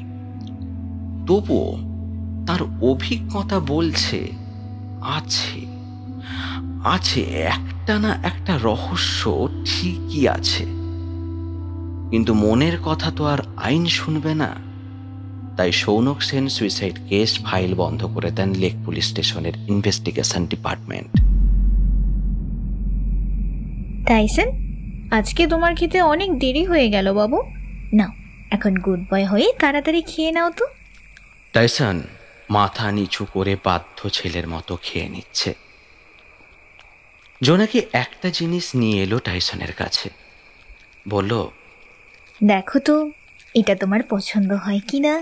টাইসন মুখ তুলে জিনিসটা দেখে। খুব ভালো হয়েছে বলার মতো করে মাথা তোলায় টাইসন। ভেরি গুড, এসো এসো পরিয়ে দি। খাওয়ার পর নতুন জামা পরে টাইসন জোনাকির বিছানায় এসে ওঠে। জোনাকি আজ বাইরে থেকেই খেয়ে এসেছে। একটা নতুন ফ্যাশন হাউসের কন্ট্রাক্ট সাইন ছিল আজ। এমনিতেও প্রতিদিন রান্না করে খেতে কারই বা ভালো লাগে, কিন্তু জোনাকির লাগে। ও আজকাল একটু মানুষের থেকে দূরেই থাকতে চায়। হ্যাঁ, প্রফেশনের কারণে সেটা ঠিক হয়ে ওঠে না, কিন্তু নিজের কাজ আর টাইসনকে নিয়েই জোনাকি ভালো থাকতে চায়। সুজাতা আর প্রতীক এসেছিলেন। সৌনকের ব্যাপারটা জানাজানি হতেই একসঙ্গে দুজন এসেছিলেন এই বাড়িতে। বলেছিলেন, দেখ জোনাকি, অনেক হয়েছে, এবার বাড়ি চল। কেন তুই এভাবে একা একা থাকবি এখানে? একা একা মানুষ বাঁচে না মা। আমি বাঁচব। আমি মানুষের সঙ্গ সহ্য করতে পারি না। তোমরা চলে যাও। কেন এসেছো এখানে? আমার সান্ত্বনার দরকার নেই, কাউকে দরকার নেই আমার। চলে যাও, যাও বলছি, নয়তো টাইসনকে ডাকবো। বলে প্রচণ্ড দুর্ব্যবহার করে, এমনকি টাইসনের ভয় পর্যন্ত দেখিয়ে বাবা মাকে বাড়ি ছাড়া করেছে জোনাকি। প্রিয়াংশু যেদিন ফাইনালি তার ওপিনিয়ন বাড়িতে এসে জানিয়ে গেলেন, সেই দিন জোনাকি সব শুনেছিল। শুধু শেষে একটা কথা বলেছিল, স্যার বলছি, ওই মহিলার মানে আপনাদের ইনভেস্টিগেশনে যার নাম জানতে পেরেছি, ওই অত্রিজার এখন কি খবর? দেখুন, খবর বলতে উনি তো প্রেগনেন্ট। এখন ওর এক দূর সম্পর্কের মাসিমা কৃষ্ণনগর থেকে এসে সোদপুরে ওদের বাড়িতেই আছেন। ঠিক আছে মিস বোস, আজকের মতো তাহলে এলাম। সাবধানে থাকবেন, ভালো থাকবেন। ও শিওর। প্রিয়াংশুকে সিঁড়ি পর্যন্ত এগিয়ে দিয়ে এসেছিল জোনাকি। তারপর ঘরে এসে জাপটে ধরেছিল টাইসনকে। চুমুতে চুমুতে টাইসনের মাথা ভরিয়ে দিয়েছিল। ওলে ওলে ওলে আমার বাবুটা, থ্যাংক ইউ সো মাচ বাবু, I love you so much. সোনাটা আমার, সোনাটা আমার, সোনা। টাইসন জোনাকির কাছে এমন আদর পেয়েই থাকে, কিন্তু আজকের ডোজটা যেন একটু বেশি। সে দু চোখ মেলে তাকিয়েই আছে শুধু। আচ্ছা, এই চোখ দুটো দেখেই কি সৌনক সেন, মানে জোনাকির ভাষায় ওই চিটারটা, ওভাবে ঝাঁপ দিয়ে মরেছিল? হতেই পারে। কুকুরের ব্যাপারে সৌনকের জমের মতো ভয় ছিল, কিন্তু জোনাকি বা কি করবে? ভালোবেসে তো হলো না, তাই তাই ওইটুকু ভয় ওকে দেখাতেই হলো। জোনাকিকেও তো কিছু একটা নিয়ে থাকতে হবে। তাই সেই দুঃস্বপ্নের রাতে জোনাকি একটু অচেনা হয়ে উঠেছিল সৌনকের কাছে, এমনকি তার নিজের কাছেও। সৌনককে বিছানা থেকে নামিয়ে দিয়ে অনেকক্ষণ ধরে কেঁদেছিল জোনাকি। সোফায় শুয়ে শুয়ে সৌনক কষ্ট পাচ্ছে বুঝতে পারছিল, কিন্তু তবুও ওর মন নরম হয়নি। একসময় সৌনক ঘুমিয়ে পড়ে। জোনাকিও চেষ্টা করে ঘুমানোর, কিন্তু পারে না। বিছানাটা বড্ড ফাঁকা ফাঁকা লাগছে। ওর একার শোয়ার অভ্যেস নেই। পায়ে পায়ে নেমে আসে বিছানা ছেড়ে। পাশের ঘরে গিয়ে দেখে টাইসনও জেগে আছে। নিচু হয়ে ফিস ফিস করে টাইসনকে বলে, এ কি, তুই ঘুমাসনি কেন টাইসন? চুপ করে থাকে। ভাবটা এমন যেন সে বলতে চাইছে একা শোয়ার অভ্যেস তো তারও নেই। ওলে বাবালে, চলো আমার কাছে চলো, আমরা একসঙ্গে ঘুমাবো, চলো। টাইসনকে নিয়ে নিজের ঘরে এসে বিছানায় শুয়ে পড়ে জোনাকি। ঠিক এর মিনিট 5 পর কেন কে জানে সৌনকের ঘুমটা ভেঙে যায়। হঠাৎ জেগে উঠে দেখে বিছানায় জোনাকির পাশে টাইসন। তাকে এত কাছ থেকে দেখে ভয় পেয়ে সৌনক বলে ফেলে, জোনাকি, তুই ঘরে কুকুর এনেছিস কেন? জোনাকির চোখ বুজে এসেছিল, তবুও সে জড়ানো গলায় উত্তর দেয়, আমার একা একা লাগছিল, ঘুম আসছিল না, তাই। আশ্চর্য, আমি তো ঘরেই আছি, তোর একা লাগছিল? ফস করে বলে ফেলে সৌনক। এবার মুখে ওঠে জোনাকি।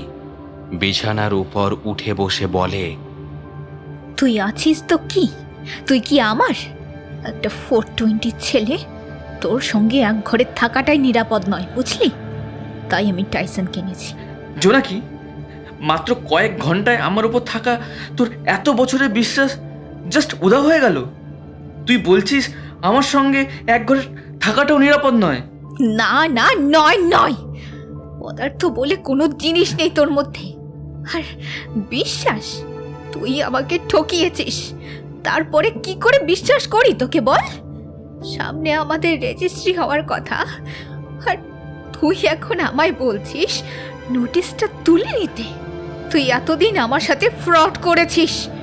অন্য একটা শহরে, অন্য একটা বিছানায়, অন্য একটা মেয়ের সাথে শুয়ে শুয়ে রাতে তুই আমায় ফোন করে কথা চালিয়ে গেছিস এতদিন। ও গড, কি প্রচন্ড পরিমাণে ঠকেছি আমি। আমি তো বলছি আমার অন্যায় হয়েছে, আমি ক্ষমা চাইছি তোর কাছে, কিন্তু বিশ্বাস কর সবটাই হয়েছে সময়ের তালে। আমি ইচ্ছে করে কিচ্ছু করিনি। এসব কথা আমায় বলতে আসিস না। আমার কি মনে হয় জানিস তো, ব্যাপারটা আসলে বিশ্বাসী সেজে মেয়েদের ঠকানোর ব্যাপার, চিট করার ব্যাপারটা তোর জিনে আছে। তোর বাবাও হয়তো একদিন এইভাবেই ঠকিয়েছিল। ও ডোন্ট ক্রস ইউর লিমিট। আর এখন তুই আমায় ঠকাচ্ছিস। একজনের সাথে কমিটেড থাকা সত্ত্বেও আরেকজনের সাথে, আবার সেই মেয়েটা নাকি প্রেগনেন্ট। তুই তো জানোয়ারের অধম, তোকে খুন করে ফেলা উচিত। জোনাকি বলেই হাতের কাছে থাকা ড্রেসিং টেবিলের উপর থেকে চিনেমাটির ফুলদানিটা অর্ধেক জল আর তাতে ডুবে থাকা সূর্যমুখী সমেত সৌনক সেটা ছুঁড়ে দেয় জোনাকির ঠোঁট লক্ষ্য করে। একটুর জন্য বেঁচে যায় জোনাকি। সেটা গিয়ে লাগে টাইসনের কানের কাছে। কুঁকিয়ে ওঠে কুকুরটা। টাইসন, তোর লাগলো বাবু? মাথা নেড়ে টাইসন জানায়, হ্যাঁ তার লেগেছে। জায়গাটায় একটু হাত বুলিয়ে দিয়েই জোনাকি বলে, তোকে ওই লোকটা মেরেছে টাইসন, ওই লোকটা আমাকেও মেরেছে। আমার বোনটা খুন করেছে ওই মানুষটা। তুই যা যা যা গিয়ে রিভেঞ্জ নে। ও অপরাধী, ওকে শাস্তি দে। ছাড়বি না টাইসন, যা যা। বলতে না বলতেই কুকুরটা লাফিয়ে নামে বিছানা থেকে। হঠকারিতা করে ফেলাতে এমনিতেই হকচকিয়ে গিয়েছিল সৌনক। এইবার জোনাকির কথা আর কুকুরটার তৎপরতা দেখে সেও মুহূর্তে সোফা ছেড়ে ঘরের চৌকাঠের সামনে গিয়ে দাঁড়ায়। টাইসন ঠিক তার সামনে। জোনাকি প্লিজ তুই ওকে আটকা। দেখ দেখ দেখ, আমাকে যা করতে হয় তুই কর, কিন্তু প্লিজ তুই তো জানিস আমার ভীষণ ভয় হয়। কথাগুলো বলতে বলতে সৌনক পিছু হটছিল। টাইসনও তার সঙ্গে সঙ্গে হাঁটছে। জোনাকি প্লিজ সেভ মি। তুই করেছিস? আমার সেফ থাকার চিন্তা করেছিস তুই? কি আছে আমার বল? বাড়ি নেই, বাবা নেই, মা নেই, কোনো পারিবারিক সম্পর্কই নেই এখন আমার কারোর সাথে। শুধু কে ছিল? তুই ছিলি। আর এখন তুই বলছিস তুইও নেই। কেন? আমি কেন শুধু শুধু তোকে সেভ করতে যাব? অদ্রিজার জন্য? প্লিজ জোনাকি, তুই ওকে বারণ কর। কেমন যেন অদ্ভুত ভাবে হেসে ওঠে মেয়েটা। সৌনক ততক্ষণে কাঁদতে শুরু করেছে। প্লিজ জোনাকি, তুই ওকে বারণ কর। কারণ টাইসন ততক্ষণে সৌনকের গা শুঁকতে শুরু করে দিয়েছে। No, never. Tyson, go go, ছাড়বি না ওকে। বলা মাত্রই শোঁকা ছেড়ে দিয়ে কামড় বসাতে চায় টাইসন, কিন্তু তার আগেই নো। অন্ধের মতো দিক বিদিক জ্ঞান হারিয়ে ছুটতে থাকে সৌনক।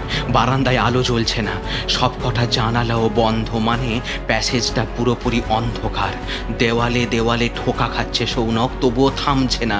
কারণ পিছনে চাপা গলায় অদ্ভুত একটা গর্জন করতে করতে তেড়ে আসছে দানবিক মেজাজের কুকুরটা। সৌনক একবার পাশের ঘরে ঢুকেছিল। সবে ঢুকে সামনের দরজাটা বন্ধ করতে যাবে, অমনি পিছনে টাইসনের গলা। ও গড! এই যা বলছি, যা। বারান্দার দিকে দরজাটা খোলা ছিল। দরজা খুলে আবার বাইরের দিকে ছুটতে থাকে সৌনক। বাথরুমে একবার যেতে পারলে বেঁচে যাবে, আন্দাজে সেদিকেই যাচ্ছিল। হঠাৎ বলে চিৎকার। মাথায় একটা কিছু ভারী জিনিস লাগলো ওর। হাতড়ে বুঝলো একটা সিঁড়ির রেলিং। পায়ে পায়ে সিঁড়ির কাছে এসে পৌঁছেছে সে। টাইসন থেমে গিয়েছে অন্ধকারে। 4টে করে সিঁড়ি পেরিয়ে হাঁপাতে মিনিটের মধ্যে 3 তলার ছাদের দরজায় এসে পৌঁছায়। দরজাটা কি তালা বন্ধ? আন্দাজে ছিটকিনিতে হাত দিয়ে দেখে, না, তালা লাগানো আছে ঠিকই, কিন্তু চাবি দেওয়া নেই। ভুলটা জোনাকির। আজ সে এমনিতেই একটু উত্তেজিত ছিল সৌনক আসছে বলে। বিকেলের পর উত্তেজনাটা বেড়েছে অনেক। তাই সন্ধেতে ছাদের দরজায় তালা দেওয়ার কথাটা একদম ভুলে গিয়েছিল। যাই হোক, সৌনক হাতে চাঁদ পেল। দরজাটার কবজা একটু টাইট হয়ে গেছে। সৌনকের অভ্যেস নেই। প্রথমেই লোহার গ্রিলে হাত রেখে শক্ত করে টেনে দিয়েছিল, তাতে দরজা তো খুললই না, উল্টে ওর হাতের আঙুলগুলো টনটন করে উঠল যন্ত্রণায়। কিন্তু না, দেরি করার উপায় নেই। পিছনে কুকুরটার হাঁপানি শোনা যাচ্ছে। সেও উপরে উঠে আসছে। সৌনক দরজাটা বন্ধ করে দিতে যায়, কিন্তু আটকে যায় সেটা। টাইসন 2টো পা ঢুকিয়ে দিয়েছে ছাদের ভিতর। গ্রিলটা গায়ে এসে হঠাৎ জোরে লাগায়, মেজাজ আরো চড়ে যায় টাইসনের। বীর বিক্রমে এসে সে আধবন্ধ দরজাটা সরিয়ে ভিতরে এসে ঢোকে পুরোপুরি। সৌনককে আজ সে ছাড়বে না, কিছুতেই না। তার বস তাকে বলেছে এই লোকটা অপরাধী, একে শাস্তি দেওয়ার দায়িত্ব টাইসনের। প্রপার ট্রেন ডগ সে। মিশন ফুলফিল না করে টাইসনের শান্তি নেই। সৌনক সরে সরে যাচ্ছে, এক থেকে আরেক করে। খুব আশ্চর্য ব্যাপার যে এমন বিপদে পড়েও সে চেঁচামেচি করতে পারছে না। হয়তো এমনই হয়, সত্যিকারের ভয় পেলে মানুষ চেঁচাতে ভুলে যায়। দক্ষ শিকারীর মতো নিঃশব্দে তার দিকে ছুটে যাচ্ছে টাইসন। শেষে সৌনক আর ধৈর্য রাখতে পারে না, অনেকক্ষণ ধরে পালাচ্ছে সে। দেওয়ালে পিঠ থেকে গেলে মানুষের যেই রকম নতুন শক্তি প্রাপ্তি হয়, ঠিক সেইভাবে সৌনকেরও হঠাৎ করেই একটু সাহস এলো যেন। সে সোজা টাইসনের সামনে দাঁড়িয়ে রুক্ষভাবে তাকে তাড়াতে ব্যস্ত হলো, গলা উঁচিয়ে বলল, এই যা যা যা বলছি, মার খাবি, নাহলে খুন করে ফেলবো তোকে। অনেকক্ষণ ধরে বলেছি, যা যা, দূর দূর হ, হুস হুস হুস। আকাশে তখন চাঁদ আছে, ফুরিয়ে আসছে রাত, কিন্তু তখনও ভোর হয়নি। সেই আলোয় টাইসন শেষবারের মতো দেখলো ওর সামনে দাঁড়িয়ে থাকা লোকটাকে। চোখ বড় বড় করে সে শাসাচ্ছে টাইসনকে। এতক্ষণ নিচে অন্ধকারে এই কুকুরটার একজোড়া সবুজ চোখ অনেক ভয় দেখিয়েছে সৌনককে, কিন্তু এইবার আধো আলো আধো অন্ধকারে এই কালপ্রিটটার অভদ্র ব্যবহার আর তার দিকে রাঙিয়ে তাকানো দুটো চোখ দেখে রাগের মাত্রা ছাড়ালো টাইসনের। এতক্ষণে সে এভাবে চেঁচায়নি, এবার চেঁচালো। হঠাৎ চিৎকারে আঁতকে উঠল সৌনক। নিজের অজান্তেই সামনে ঘুরে ছুটতে শুরু করলো সে। পিছনে টাইসন ছুটে আসছে। ছাদ যথেষ্ট চওড়া, কিন্তু বড় বড় পায়ে ছুটছিল ওরা। শেষ অবধি কখন যে কিনারে পৌঁছে গিয়েছে টেরটাও পায়নি বোধহয় সৌনক সেন। একেবারে বুঝতে পারলো যখন তার পায়ের নিচ থেকে সিমেন্টের ছাদের মেঝে সরে গেছে, কিন্তু কুকুরটা তখনও সেখানেই দাঁড়িয়ে। সৌনক পড়ে যাওয়ার সময় না হোক, পড়ে গেছে এটা বুঝতে পেরেই শেষবারের মতো ভয় পেয়ে সেই চিৎকারটাই করলো যে চিৎকার মানুষ মরার সময় মৃত্যু ভয় পেলে করে। তারপর তার শরীরটা মাটিতে থেঁতলে পড়তে না পড়তে টাইসন চিৎকার শুরু করে দেয়। এমনটা সে ভাবেনি। মানুষটাকে দাঁতে নখে ছিঁড়ে ফুঁড়ে দেওয়ার অর্ডার পেয়েছিল সে, কিন্তু সেই জায়গায় লোকটা এভাবে তাকে পিছনে রেখে ফাঁকি দিয়ে চলে গেল। বোধহয় এই অপমানটাই অস্থির করে তুলেছিল টাইসনকে। সেজন্যই সে ভোর রাতে গোটা পাড়ার লোকের ঘুম ভাঙিয়ে ছাদে দাঁড়িয়ে কন্টিনিউ চিৎকার করে গেছে। চারপাশে লোক জড়ো হয়ে ডেড বডিটা নিয়ে গবেষণা করা আরম্ভ করে দেওয়ার পর টাইসন গুটি গুটি নেমে আসে। জোনাকিকে সে সব জানায়। জোনাকি বেশি ব্যস্ত হয় না। ভোর হয়ে আসছে তো, এই সময় মানুষের ঘুমটা সবচেয়ে বেশি জোরালো হয়। এমনিতেই একটা খারাপ মানুষের জন্য গোটা রাতের ঘুম স্পয়েল হয়ে গেছে। আজকেও সামনের সারাটা দিন হাজার রকম ক্যাওস হবে। এই ফাঁকে একটু ঘুমিয়ে নেওয়া যাক। আয় টাইসন, একটু ঘুমিয়ে নি। টাইসনের গলা জড়িয়ে ধরে অভ্যেস মতো চোখ বোঝে জোনাকি। জোনাকি একবারের জন্য ঘরের বাইরে বেরোয়নি, তার দরকার ছিল না। দুটো জিনিস সে খুব ভালো করে জানে। এক, কুকুরের প্রতি সৌনকের ভয়, আর দুই, নিজের কাজের প্রতি টাইসনের একনিষ্ঠতা। দুজনেই নাছোড়, অতএব শেষে ফলাফল এটাই হওয়ার ছিল। কারণ জোনাকি বিছানায় বসে হঠাৎই ভেবে আবিষ্কার করেছে দুপুরে 3 তলার ছাদ থেকে শুকনো জামা কাপড় নামিয়ে এনেছিল, কিন্তু তখন হাত জোড়া ছিল বলেই দরজায় শুধু ছিটকিনি দিয়েই এসেছিল। তালাটা আর দেওয়া হয়নি। অন্ধকারে গোটা দোতলা ঘুরে শেষে ওপরে ওঠার সিঁড়িটাই একমাত্র রাস্তা ছিল সৌনকের কাছে। এটা তো সহজ হিসাব। তারপর থেকে যা যা হওয়ার কথা ছিল সবই হয়েছে।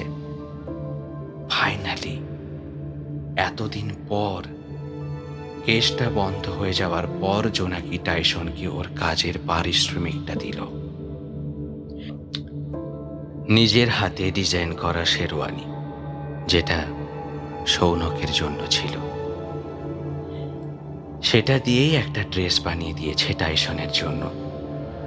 এখন জোনাকির একটা নতুন অভ্যাস হয়েছে। প্রতিদিন রাত্রে ঘুমানোর আগে একটা কাজ রোজ করছে সে।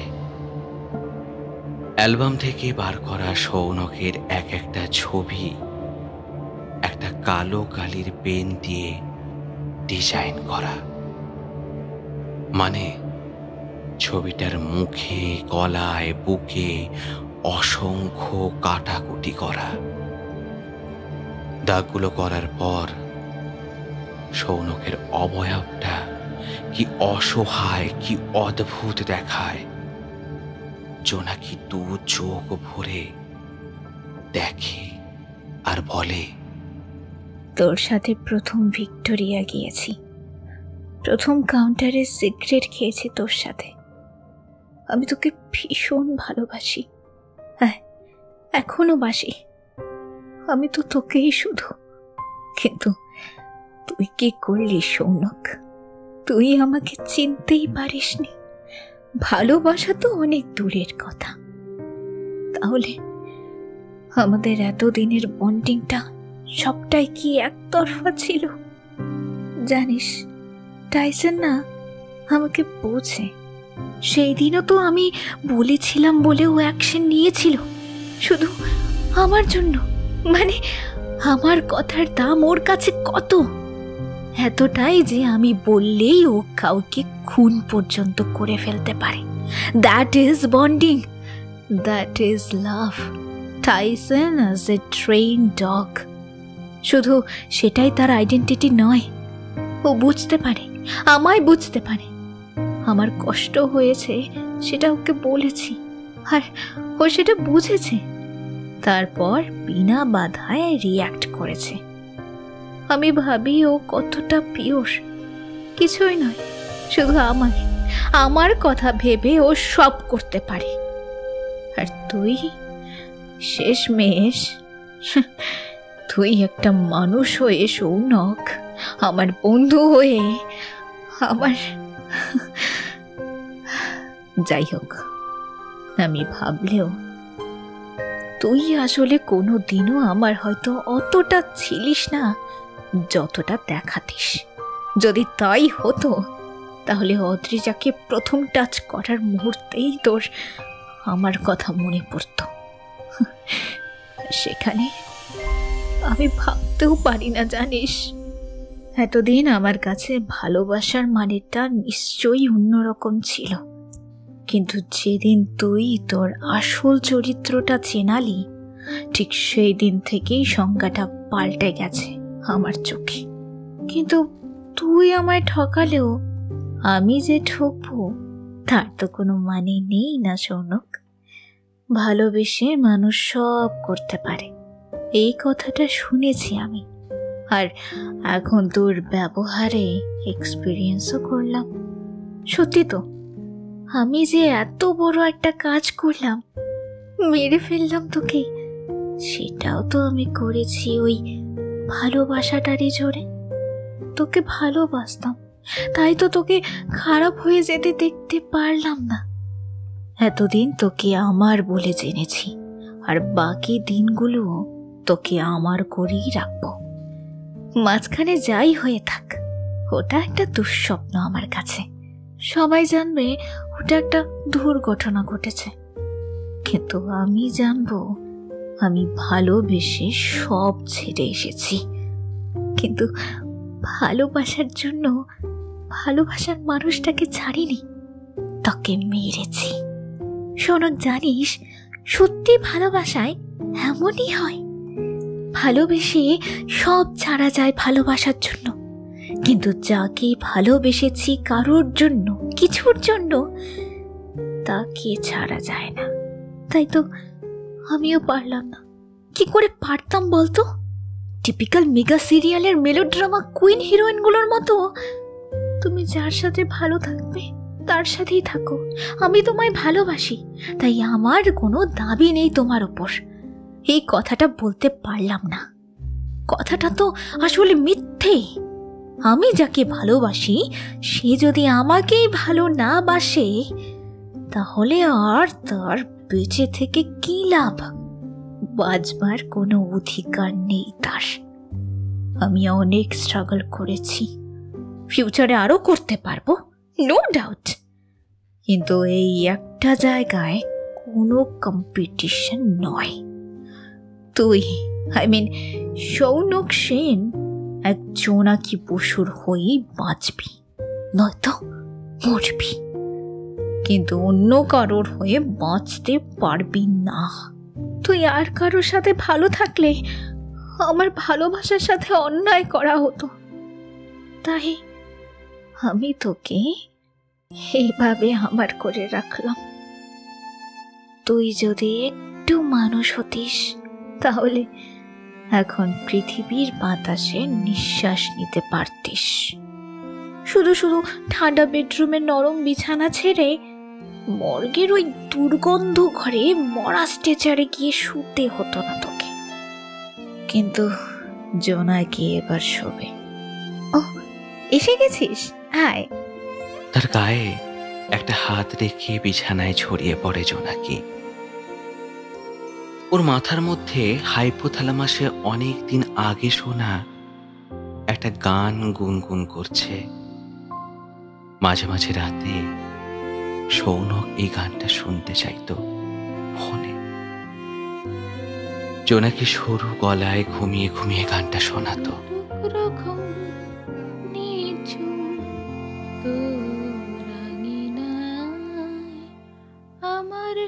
অনেক কিছুই হওয়ার ছিল, কিন্তু শেষ অবধি কিছুই হলো না। শুধু জন্ম নিল অসংখ্য অসংখ্য দাগ, অসংখ্য কাটাকুটির দাগ। পোস্টমর্টেমের পর শরীরে ঠিক যেমন ছিল তেমনই কাটা ছেঁড়ার দাগ, তেমনই নিষ্ঠুর কাটাকুটি।